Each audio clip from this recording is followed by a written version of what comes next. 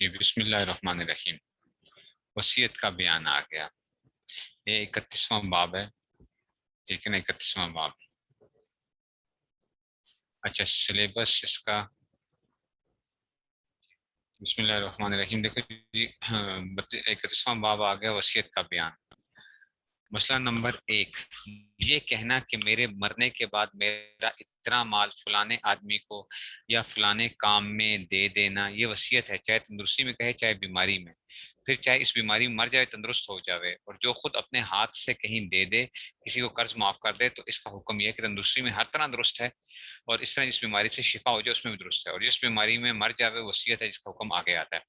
دیکھو ہوتا کیا ہے، ایک آدمی ہے، وہ مرض الموت کے اندر ہے، وہ کہتا ہے کہ جناب علی یہ نا یہ چیز فلاں کو دے دینا، یہ اپنے بیٹوں شیٹوں کی بات نہیں کر رہا جو اس کے وارث ہیں، اچھا کسی اور کے لیے کہہ رہا ہے کہ فلاں مدرسے کے اندر اتنا دے دینا، یا فلاں ایک میرا جو تھا دوست تھا تم اس کو دے دینا اتنے پیسے، یہ کیا کہلائے گی؟ یہ وصیت کہلائے گی۔ اچھا چاہے انسان تندرستی میں کہے چاہے صحت میں کہے، ٹھیک ہو گیا، یہ وصیت ہوتی ہے انسان کی کہ میرے مرنے کے بعد اس کو اتنے دن دے دینا۔ لیکن اپنے وارث کے لیے وصیت نہیں کی جا سکتی، یہ ہمیشہ یاد رکھنا، اپنے وارث کے لیے آپ وصیت نہیں کر سکتے ہو۔ ہاں اب جس بیماری میں بندہ فوت ہو گیا ہے اور اس نے کسی کو کوئی چیز دی ہے، یہ بھی یاد رکھنا، بعض دفعہ انسان بستر کے اوپر پڑا ہوا ہوتا ہے اور وہ کیا کرتا ہے، کوئی چیز اپنے بیٹے کو دے دیتا ہے، کہتا ہے کہ جناب جی میں نے کہا تمہیں گفٹ کر دی ہے، تو یاد رکھو بیماری کے اندر جس بیماری سے بندہ فوت ہو جاتا ہے، اس بیماری کے اندر اگر ایک بندہ کیا کرتا ہے، کسی کو کوئی چیز گفٹ بھی کرے گا تو وہ بھی وصیت کے حکم میں ہوگی، وہ گفٹ کے حکم میں نہیں ہوگی۔ گفٹ کیا تھا بتایا تھا نا آپ کو، کہ آپ کسی کو قبضہ کروا دو، مسئلہ سارا یہ ہے کہ اگر آپ نے کسی کو قبضہ کروا دیا تو وہ گفٹ ہو گیا۔ تندرستی میں بندہ دے دے یا بیمار ہو اور اس کسی بیماری میں کوئی چیز گفٹ کر دی اور بعد میں کیا ہوگا، ٹھیک ہو گیا، تو یہ کیا ہو جائے گا، گفٹ ہو جائے گا۔ لیکن اگر بندہ اس بیماری میں فوت ہو گیا تو اب وہ گفٹ نہیں شمار ہوگا، وہ وصیت شمار ہوگی۔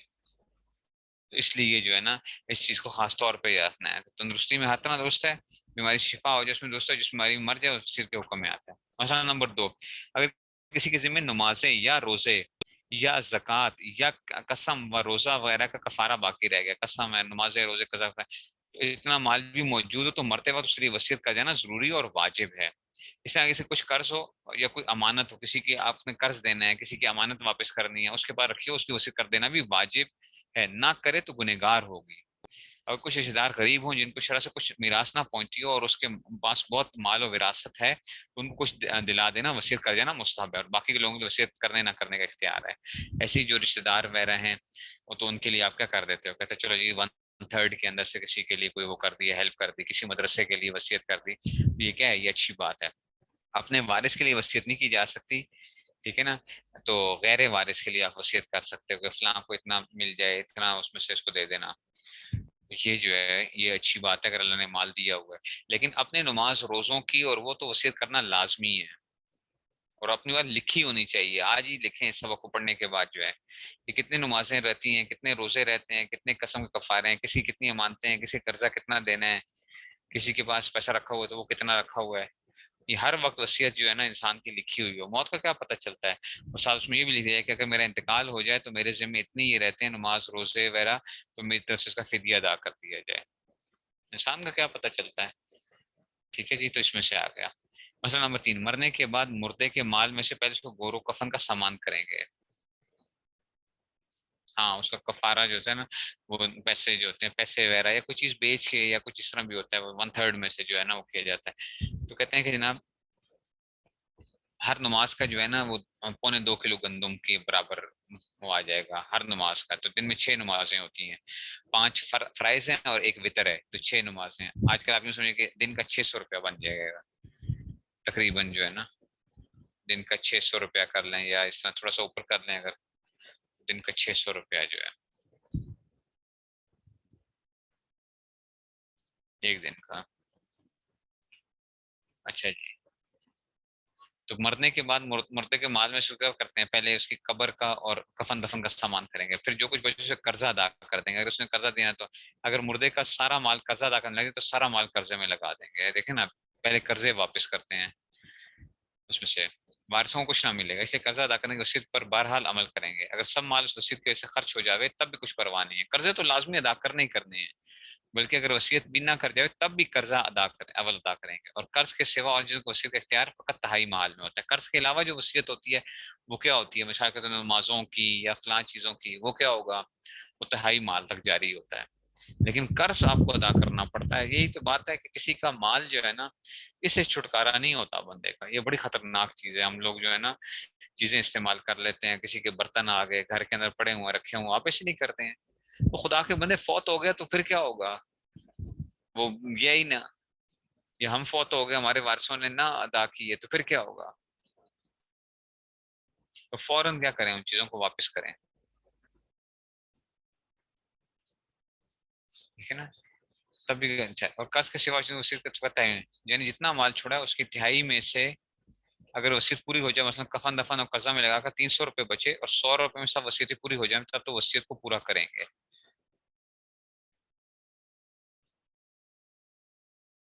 नहीं, फिर वो वसीयत नहीं होती है, फिर वो नहीं होता। बस वो अल्लाह ताला से उम्मीद है कि अल्लाह ताला क्या करें। अगर किसी ने वसीयत नहीं की है और पीछे वारिस खुद अपनी तरफ से कुछ पैसे अदा कर देते हैं तो उम्मीद की जा सकती है।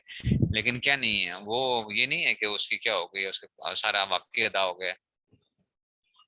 अच्छा जी, तब तो वसीयत को पूरा करेंगे। और तिहाई में ज्यादा वारसों के जिम्मे वाजिब नहीं, यानी 300 छोड़े हैं तो 100 रुपए तक वसीयत जारी करें आप। तिहाई में से जितनी वसीयतें पूरी हो जाए उसको पूरा कर दें, बाकी छोड़ दें। अलबत्ता अगर सब वारिस बखुशी रजामंद हो जाएं कि हम अपना हिस्सा ना लेवेंगे, तब उसकी वसीयत में लगा दो। तो अलबत्ता तिहाई से ज्यादा भी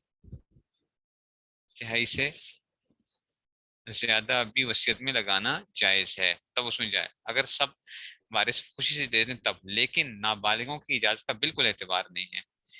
हाँ, वो अगर इजाजत भी दें तब भी उनका हिस्सा खर्च करना दुरुस्त नहीं है। नाबालिग अगर इजाजत भी दे देता है ना कि ठीक है जनाब अली, ऐसा करो, इसके पैसे दे दो, इतना कर दो, तो 1/3 से ज्यादा कभी भी खर्च नहीं किया जा सकता। 1/3 से ज्यादा उस वक्त खर्च होगा जब सारे राजी हो जाए, तब तो क्या हो जाएगा, तो उसमें से 1/3 से ज्यादा खर्च कर सकते हैं उसमें से। मतलब नंबर 4, जिस शख्स को मीरास में माल मिलने वाला हो, जैसे माँ बाप शोहर बेटा वगैरह, उसके लिए वसीयत करना सही नहीं है। कहते हैं ना, वो फलां मेरा घर फलां बेटे को दे देना, वो फलां चीज फलां को दे देना। ओ भाई, वारिस के लिए वसीयत नहीं हो सकती है।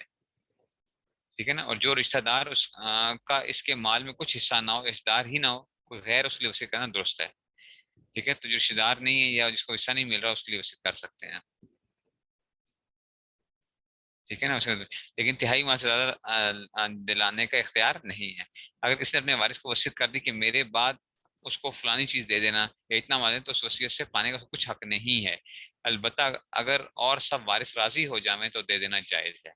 इस तरह अगर किसी को तिहाई से ज्यादा वसीयत कर जावे, उसका भी यही हुक्म है। अगर सब वारिस बखुशी राजी हो जाए तो तिहाई से ज्यादा माल मिलेगा, वरना फकत तिहाई माल मिलेगा। और नाबालिगों की इजाजत की सूरत में एतबार नहीं। हर जगह उसका ख्याल रखो, हम कहाँ तक लिखे हैं ये हम कहाँ तक लिखे हैं, हर बात में तुम्हें बताना पड़ता है कि नाबालिगों का मसला क्या है, बड़ा पेचीदा है। ठीक है ना। तो नाबालिगों का मसला, तो ये लोग क्या करते हैं, नाबालिगों से पूछे बगैर या उनके कहते हैं ये तो बच्चा है, खैर है, इसका क्या है, वो है, उसकी इजाजत का भी एतबार नहीं है। अच्छा, इस वजह से जिंदगी में फिदिया नहीं दे सकते, जिंदगी में नमाजें अदा करनी है आपने। और रोजों का फिदिया दे सकते हैं, अगर बंदा इतना बूढ़ा हो गया है कि रोजा नहीं अदा कर सकता, तो वो फिदिया दे सकता है कि जी अगर बस अब कभी नहीं रख सकता रोजा। समझ आई है। इसलिए ये बड़ी खतरनाक चीज है।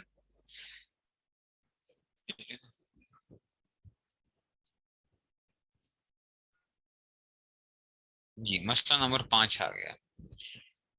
मसला अगर तिहाई माल में वसीयत करने का इख्तियार है, लेकिन बेहतर यह है कि पूरी तिहाई की वसीयत ना करे, कम की वसीयत करे। बल्कि अगर बहुत ज्यादा मालदार ना हो तो वसीयत ही ना करे, वारसों के लिए छोड़ दे कि अच्छी तरह फरागत से बसर करें, क्योंकि अपने वारसों को फरागत और आसाइश में छोड़ जाने में भी स्वाब मिलता है। हाँ, अलबत्ता अगर जरूरी वसीयत जैसे नमाज रोजा कर दे तो उसकी वसीयत बहरहाल कर जाए, वरना गुनहगार होगी। याद रखो, नमाज रोजे की वसीयत करना तो जरूरी है। बाकी ये सदके शदके करने की वसीयत ना करे। अगर गरीब आदमी है वो अपने वारसों को देके जाए ना। ठीक है ना। लेकिन अगर क्या है, मालदार है, तो उसके लिए चाहिए कि वो क्या करके जाए, छोड़ के जाए लोगों को उसके लिए। मतलब नंबर 6, किसी ने कहा कि मेरे बाद मेरे माल में 100 रुपए खैरात कर देना। तो देखो, गोरो कफन और कर्ज अदा करने का कितना माल बचा है कि 300 या इससे ज्यादा हो तो पूरे 100 रुपए देना चाहिए। और जो कम हो तो सिर्फ तिहाई देना वाजिब है। अगर सब वारिस बिला किसी दबाव लिहाज के मंजूर कर लें तो और बात है। एक आदमी ने कहा 100 रुपया वसीयत कर देना। तो देखो कि क्या 100 रुपया तिहाई से ज्यादा है या कम है, अगर तो तिहाई से कम कम बन रहा है तो फिर तो दे दो, लेकिन अगर तिहाई से ज्यादा हो रहा है तो फिर नहीं, फिर जितना तिहाई बन रहा होगा उतना देंगे हम उसमें से। मसला नंबर 8, नाबालिग का वसीयत करना दुरुस्त नहीं है, नाबालिग वसीयत नहीं कर सकता। अच्छा मसला नंबर 9, ये वसीयत की कि मेरे जनाजा की नमाज फलां शख्स पढ़े,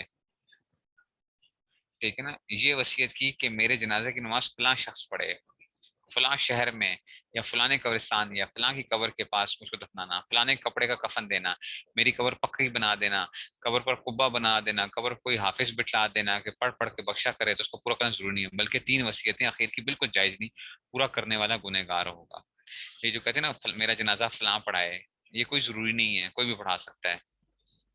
मसलन, अच्छा जी मसला नंबर 7 रह गया। अच्छा जी मसला नंबर 7 कर लेते हैं अभी। अच्छा जी, मसला 7 रह गया, चलें। अच्छा जी, मसला नंबर 9 देखें पहले ना, ये कहते हैं ना फलाने शहर में, फलाने कब्रिस्तान में, फलाने जगह में दफनाना, फलाने कपड़े के अंदर दफनाना, और कब्र मेरी पुख्ता बना दें, तो नाजायज है। हाफिज बिठा देना जी, पढ़ता पढ़ता पढ़ाता रहेगा, इतनी देगें पका देना, फलां कर देना, तो ये ऐसे क्या है, ये ठीक नहीं है, ठीक है ना। तो अब उसकी वसीयत पूरी नहीं करेंगे, पूरा करने वाला क्या होगा, गुनहगार होगा, पूरा करने वाला। बाकी ये जो है, जो जिसे कोई आप कह सकते हैं कि जनाब अली फलां साहब जो है मेरे, अगर अच्छा है कि मेरा जनाजा वो फलां पढ़ा दें, ठीक है ना, तो या मुझे अगर फलां जगह अगर कब्र में दफना दिया जाए, शहर की नहीं, शहर एक जगह से दूसरी जगह मुंतकिल करना जायज नहीं होता। अच्छा, मैयत को एक जगह से दूसरी जगह मुंतकिल करना जायज नहीं होता, जिस शहर में फौत हुआ उधर ही दफनाना चाहिए, ठीक है ना। तो उसमें से जो है, तो उसमें से ये हो जाएगा। समझ आ गई ये बात की। अच्छा मसला नंबर 7 रह गया था, अगर किसी के कोई वारिस ना हो तो उसको पूरे माल की वसीयत कर देना भी दुरुस्त है, और अगर सिर्फ बीवी हो तो 3/4 की वसीयत दुरुस्त है। इस तरह अगर किसी ने सिर्फ मियाँ है तो आधे माल की वसीयत दुरुस्त है। देखो एक आदमी का कोई वारिस नहीं है तो पूरे माल की वसीयत कर सकता है, क्योंकि वो कहाँ जाएगा, तो कहता है यार सारा माल मेरा कर दो, बस अल्लाह की राह में दे देना।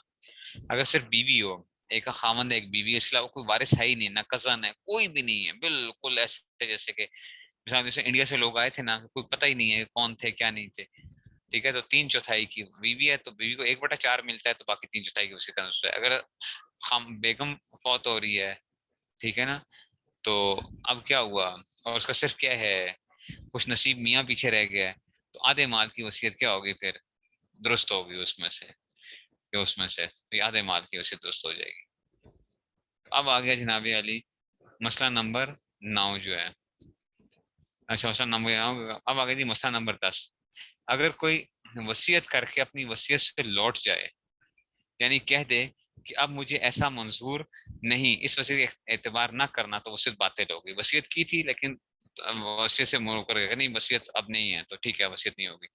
मसला नंबर 11, जिस तरह तिहाई माल से ज्यादा की वसीयत का दोस्त ने, इस तरह बीमारी की हालत में अपने माल को तिहाई से ज्यादा बजुज, अच्छा याद रखो, बीमारी के अंदर अपने माल को तिहाई से ज्यादा बजुज अपने जरूरी खर्च के, खाने पीने दवा वगैरह का खर्च करना भी दुरुस्त नहीं है, ये भी याद रखें। एक आदमी बीमार हो गया है ना, अब वो क्या कर रहा है, बीमारी के अंदर वो माल उड़ाई जा रहा है, कहता है चलो यार मैं ये कर देता हूँ, तो भाई बीमारी के अंदर ऐसी सख्त बीमारी आ गई है, तो वो नहीं, उसकी कोई एतबार नहीं होगा, क्योंकि अब ये क्या हो गया, गोया कि अब ये भाई आप अल्लाह मियाँ के पास जाने वाले हैं, अब आपके क्या हो गया, माल का इस तरह जाया नहीं होगा, जरूरी खर्च उसका सिर्फ होगा, दवाइयाँ शवाइयाँ ये चीजें आएंगी, ये नहीं है तो कह चलो जी ऐसा करो, वो फलां मदरसे के अंदर ना, ये तो मेरे वारिस तो देंगे ही नहीं पीछे, मैं अब मरने वाला हो गया हूँ, 1 करोड़ रुपया उधर पकड़ा दो, 4 करोड़ उधर पकड़ा दो, इधर पकड़ा दो, ठीक है ना। तो अब ये तिहाई से ज्यादा की वो नहीं कर सकता, तिहाई तक का खर्च कर सकता है, तिहाई से ज्यादा नहीं खर्च कर सकता। अगर तिहाई ज्यादा दी तो बदू इजाजत वारिसों को ये देना सही नहीं हुआ,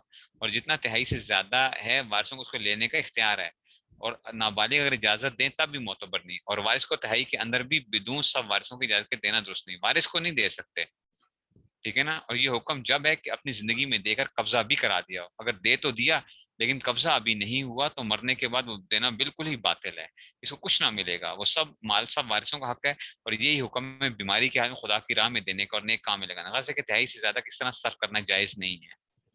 और समझ में आई है। तो मरने से पहले पहले बंदे को क्या करना चाहिए, इवन ऐसी सख्त बीमारी से पहले पहले बंदे को क्या कर लेना चाहिए, कुछ ना कुछ अपने लिए आखिरत का जखीरा बना लेना चाहिए, क्योंकि आप कहो ना मैं बीमार हूँ तो मैं उस वक्त दे दूंगा, तो फिर भी क्या है, कोई पता नहीं है उसमें से, وارثوں کی اجازت کے بغیر دینا درست نہیں رہتا. پھر بندہ زندہ ہوتا ہے لیکن پھر بھی اپنا مال نکال نہیں سکتا. سمجھ آ گئی نا بات کی؟ اس میں سے وہ نہیں کر سکتے.